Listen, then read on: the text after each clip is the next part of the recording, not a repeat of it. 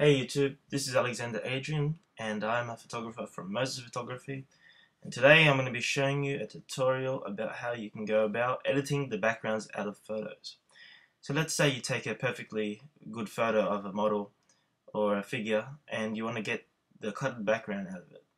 Well, today I'm going to be showing you methods you can go about to make sure you get a very clean cropped image that doesn't have any anti-aliasing or any choppy bits. I'm going to be using Photoshop CS6 for this tutorial, and I'm going to be using a photo I took only a few weeks ago, and I'm just going to open up Lightroom now so you guys can follow along. Alright, and this is just a photo I've been working on. We're going to use this as an example. So as you can see, it's not a completely white background, it's a small room with lighting set up. You can see the light is in the background there. It's very unwanted.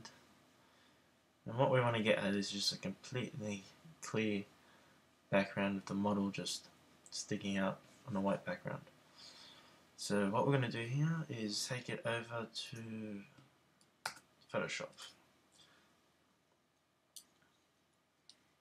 Alright. So I'm just going to start using the Quick Select tool. Now in Photoshop CS6, the Quick Select tool has been vamped up and really has never been smarter. It's much easier to find the edges, and if it ever makes any mistakes, it's easy to clear it, and you end up having an almost perfect kind of selection. However, when you do delete the background using this selection, you will get aliasing on the edges, which is like sharp, squarey kind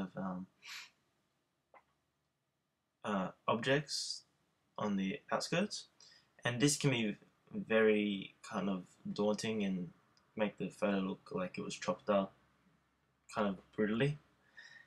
And we're going to be able to fix that using the Refine Edge tool. So I'm just going to skip forward to the end of this quick selecting. Okay, so here we are. We're almost done selecting all the parts of the body. And what we're going to do now is refine the edge. So what we're going to do is go to select and refine edge. And here you can access the smart radius, which allows the edge to be found, and it tells Photoshop to find the edges again, basically, and make sure that's very smooth. And what you're going to do is just make this very minimal. You don't want it to be too much. You don't want it to be like too little. You've got to make sure you find the edges in the right amount of pixels. So my photo is pretty big, so I'm going to have it around 30-40%, something like that. 40 pixels, sorry.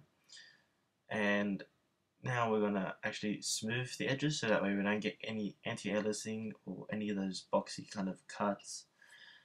You can play around with contrast and shift the edge to get your image perfect, but we don't need to do too much of that because the quick select has already gotten it really close to what we wanted.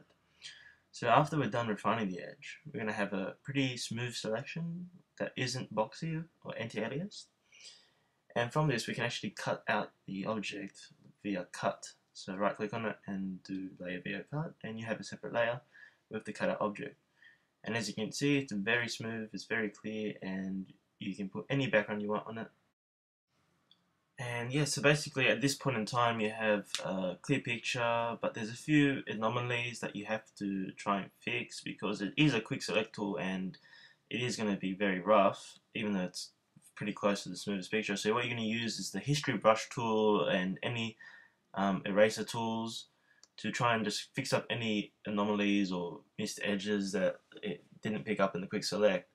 And the history brush tool will bring back anything that has been accidentally erased, or if you have see-through kind of skin or clothes that were slightly erased, but not all of them, you can use the history brush to bring back the solid colors that were there. But other than that, you'll have a perfectly selected and cropped picture that you can use on any background you want. And so what you want to do is just save that, and you can use it anytime you want, whenever you feel the need to have that pose in a photo. So this is Alexander Adrian, and once again, thank you for watching my tutorial, and I hope it helped you out.